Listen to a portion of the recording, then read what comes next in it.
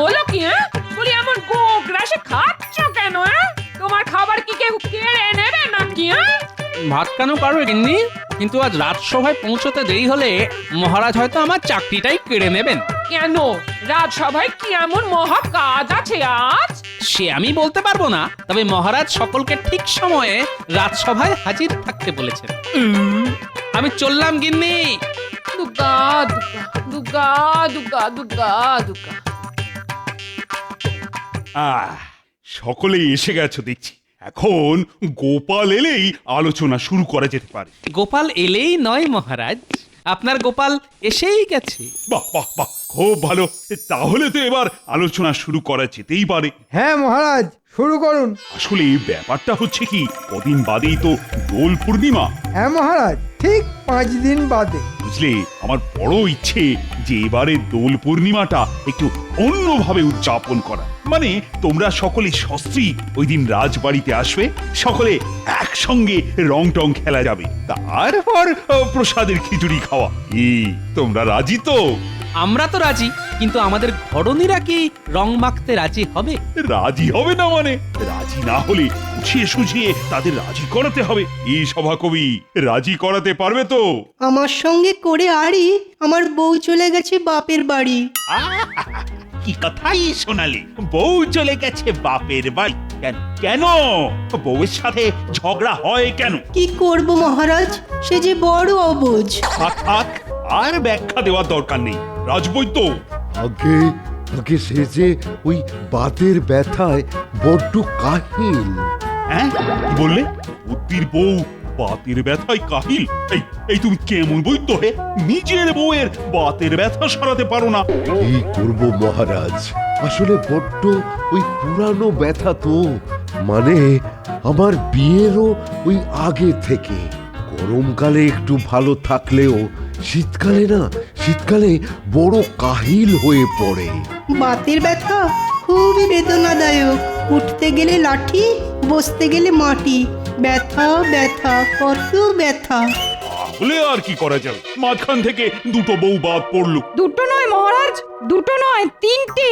মানে আমার বউকেও বাদের খাতায় ধরে রাখতে হবে। আগামীকাল সেও দোল পূর্ণিমা উপলক্ষে বাপের বাড়ি চলে যাচ্ছে। ওখানেও তো খুব বড় করে দোল উৎসব হয় কিনা।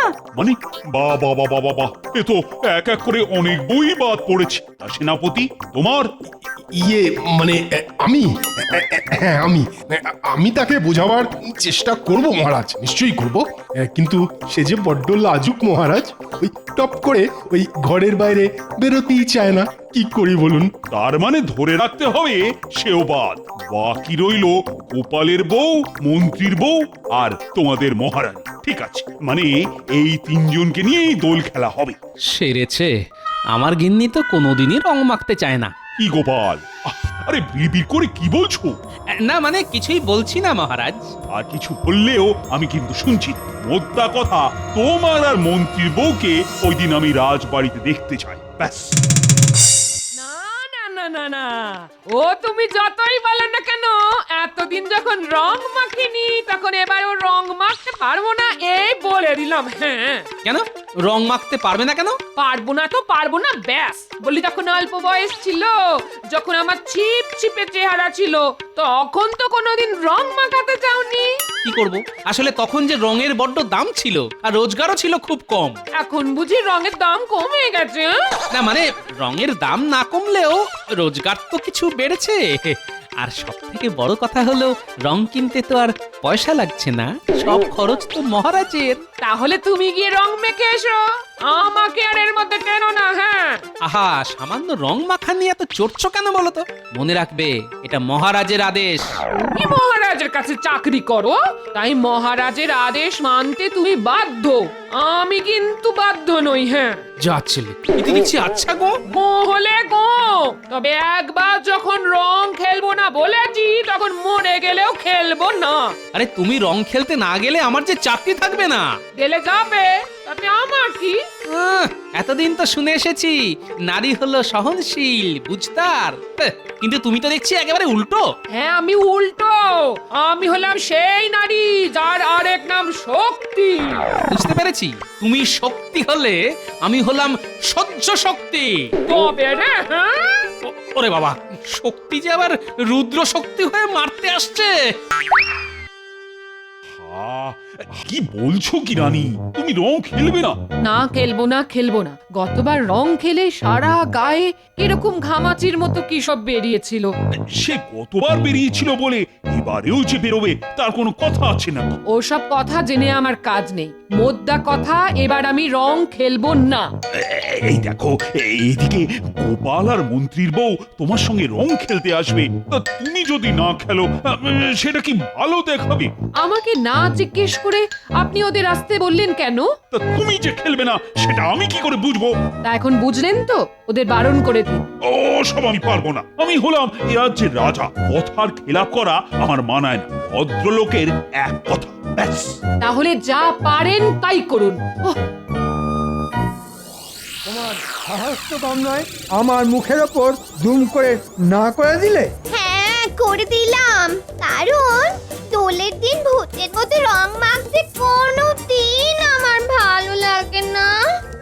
গো, সারা গা জুড়ে শুধু লাল বাদুড়ের রং, দুদিন ধরে ঘষিয়ে সেই রং তুলু। এই শোনো, অত হ্যাপা আমার পোষাবে না। হ্যাঁ কি বলছো কি? রানীমা রং খেলবে, আর তার থেকেও বড় কথা, গোপাল যদি তার বউকে নিয়ে হাজির হয় তাহলে তো গোপালের কাছে আমি হেরে যাব। এই তো তুমি উঠতে বসতে খেতে শুতে গোপালের কাছে হেরে বসে থাকো, নতুন করে আরেকবার হারলে ক্ষতি কি? কি আবার আমার মুখের উপর এত বড় কথা বললে? দেখো দেখো, এরকম অবাধ্যতা করলে না, আমি কিন্তু তোমাকে বাপের বাড়ি বসিয়ে দিয়ে আসবো। সে তুমি যা ইচ্ছে করতে পারো, আমি রং খেলবো না, এই আমার শেষ কথা, ব্যাস। এ তো দেখছি ভবি ভোলবার নয়। হ্যাঁ, কি করি এখন? মহারাজকে গিয়ে কি বলবো? হ্যাঁ, ওহ, গিন্নির যা মেজাজ দেখলাম, তাতে তাকে দিয়ে রং খেলানোর থেকে বাঘের দুধ দুয়ে নিয়ে আসা অনেক সহজ দেখছি। দূর দূর, ভালো লাগে না। যাই, এখন মহারাজকে গিয়ে বলে আসি যে আমার গিন্নি রং খেলবে না।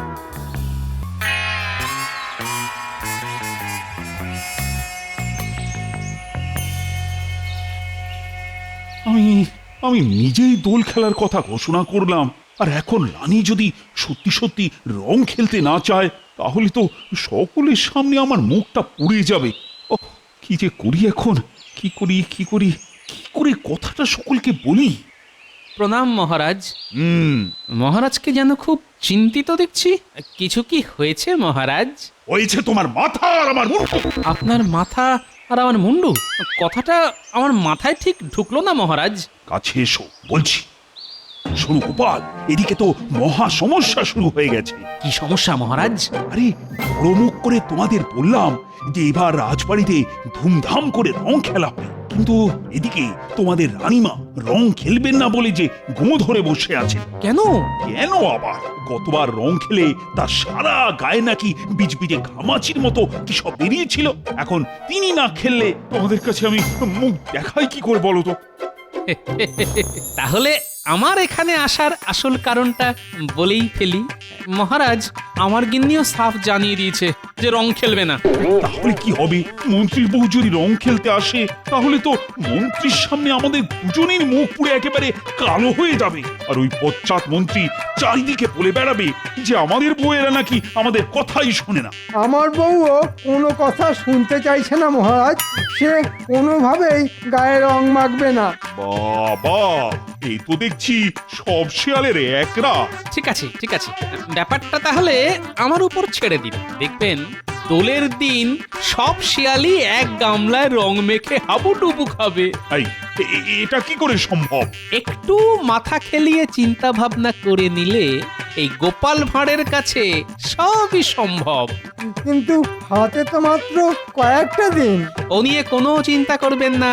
মাথা খেলাবো একদিন, কাজ করব একদিন, আর তারপর জোরদার হলি।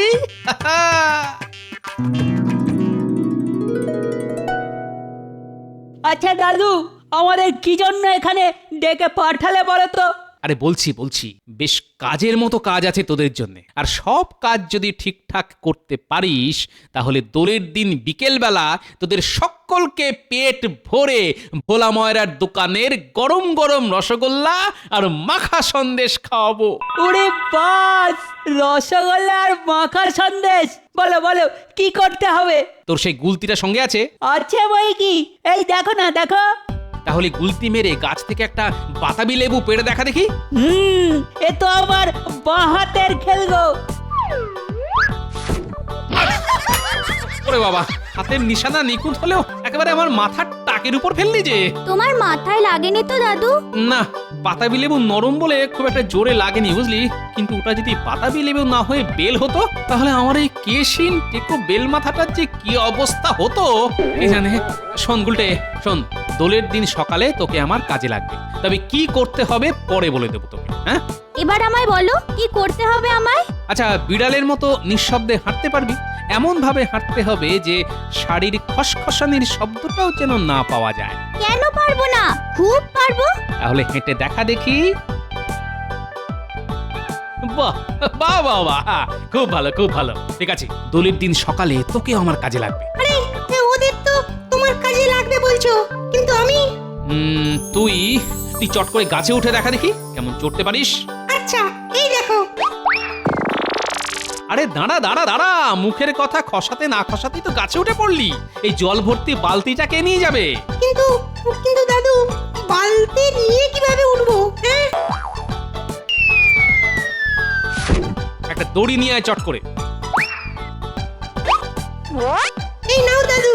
এবার বালতির হাতলের সাথে দড়িটার এক প্রান্ত বাঁধ আর আরেকটা প্রান্ত কোমরে বেঁধে গাছে উঠে পড়।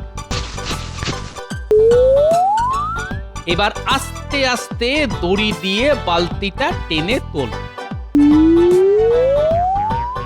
দাদু, তোমার কি বুদ্ধি! শোন, দোলের দিন সকাল সকাল তোরা সকলেই বাতাবি লেবু গাছতলায় এসে দাঁড়াবি। কি কি করতে হবে সব বলে দেবো তোদের। দাদু, আজ হবে নাকি অল্প অল্প করে রসগোল্লা আর মাখা সন্দেশ? ওই কাজের বায়না আর কি। দারুণ বলেছিস, কাজের বায়না।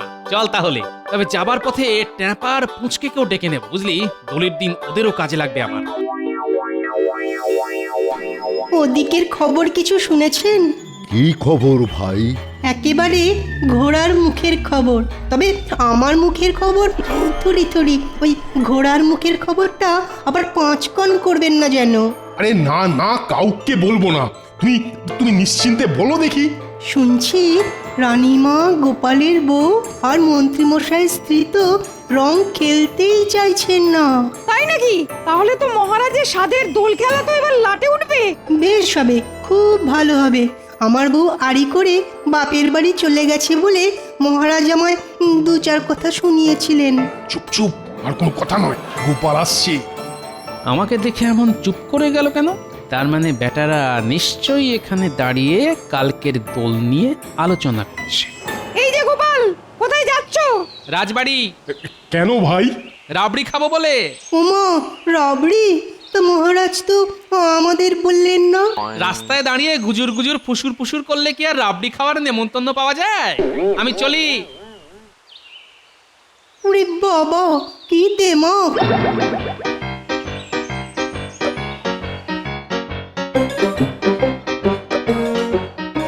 আরে গোপাল, আজ বাদে কাল দোল, তা বৌদির খেলার ব্যাপারে কি ব্যবস্থা করলি? এদিকে বলে কিনা চিন্তায় চিন্তায় আমার মাথার মধ্যেটা কেমন দপদপ দপদপ করছে। কোনো চিন্তা করবেন না মহারাজ, এমন ব্যবস্থা করে রেখেছি না যে কাল সকলে দৌড়ে দৌড়ে রং খেলতে আসবে। হ্যাঁ, তাই নাকি? এই গোপাল, বলো বলো বলো, বলো না, কি ব্যবস্থা করছো? বাবা বাবা, মাথা খেলিয়ে কি বুদ্ধিটাই না বের করেছো গোপাল। সত্যি তোমার বুদ্ধির কোনো তুলনা নেই। আজ তাহলে সেই দিন, মানে দোল। যা যা বলেছি সেই মতো যে যার কাজে লেগে পড়। তুমি কিচ্ছু চিন্তা করো না দাদু, তোমার কথা মতো কাজ হয়ে যাবে। আমি তাহলে বাড়ির দিকে যাচ্ছি। গুলটে, আয় আমার সঙ্গে।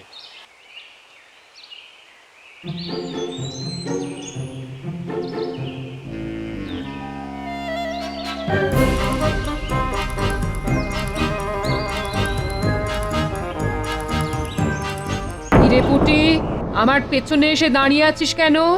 না মানে ওই একটু ঠাকুরের প্রসাদ। প্রসাদ নেবার জন্য দাঁড়িয়ে আছিস? তা এত কুণ্ঠা করছিস কেন? নে হাত বাড়া, কপালে ছুঁয়ে মুখে দে। যাক বাবা, খুব জোর বেঁচে গেছি। মাথার চুলে পুরো রং ঢেলে দিয়েছি, বুঝতেই পারিনি। এবার তাহলে আমি আসি রানীমা। হ্যাঁ আয়, ভালো করে রং খেলিস তোরা। আমি যাই মহারাজের পায়ে এই আবির ছুঁয়ে প্রসাদ দিয়ে আসি।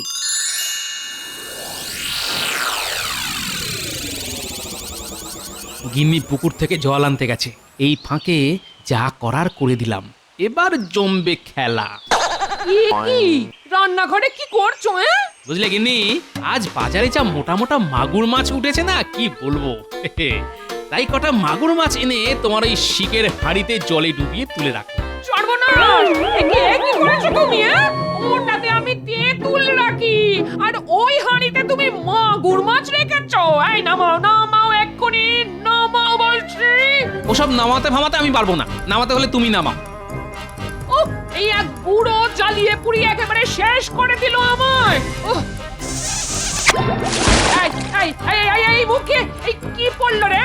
কে ফাটালো হাঁড়ি? আমার বউ যে বাদুড়ের রঙে একেবারে মাখামাখি হয়ে গেল। তবে রে বদমাইশ বুড়ো, দেখাচ্ছি মজা।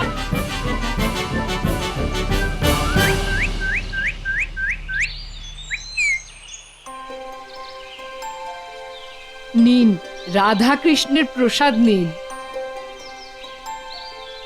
এবার পাটা একটু বাড়ান, পায়ে আবির দেব। গোপালের কথা মতো এবার রানীকে মোক্ষম ঠকাতে হবে। আরে রানী, তোমার মাথায় সাদা মতন এটা কি? কাকে ইয়ে করে দিল নাকি? ইমা, তাহলে তো আবার চান করতে হবে। দূর দূর দূর, আর ভাল লাগে না। যাও যাও রানী, এবার ওই মিথ্যে কাকে নিয়ে ধোবার জন্য যত ইচ্ছে জল ঢালো মাথায়। যত জল ঢালবে মুখ হবে তত বেগুনি। বাবা, খুব তো বলেছিলে রং খেলবো না, এবার দেখি কেমন রং না খেলে পারো তুমি।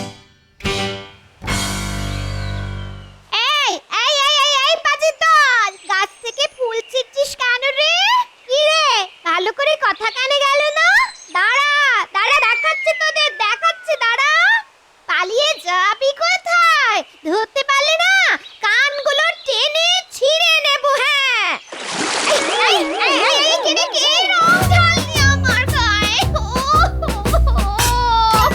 ওরে হতচ্ছাড়া ন্যাপলা, হ্যাঁ তোরই কাজ। দাঁড়া দাঁড়া দাঁড়া, তোর একদিন কি আমার একদিন। দাঁড়া দাঁড়া বলছি, দাঁড়া। লাল রঙে আমার গিন্নি একেবারে লাল টমেটো হয়ে গেছে। বুদ্ধি বটে গোপালের, বুদ্ধি বটে। কি এমন লাল রং কে মাখালো তোমায়? ন্যাপলা, কিন্তু এমন বাদুড়ে রঙে তোমায় কে চুবিয়েছে? কে আবার? ওই যে আমার ঘরের শত্রু টেকো বুড়ো। চলো চলো চলো, মহারাজের কাছে গিয়ে নালিশ করে আসি। মহারাজকে বলে কিচ্ছু হবে না, তার থেকে বরং রানীমার কাছে চলো, তিনি এর বিচার করবেন। ঠিক বলেছো, তাই চলো, তাই চলো চলো।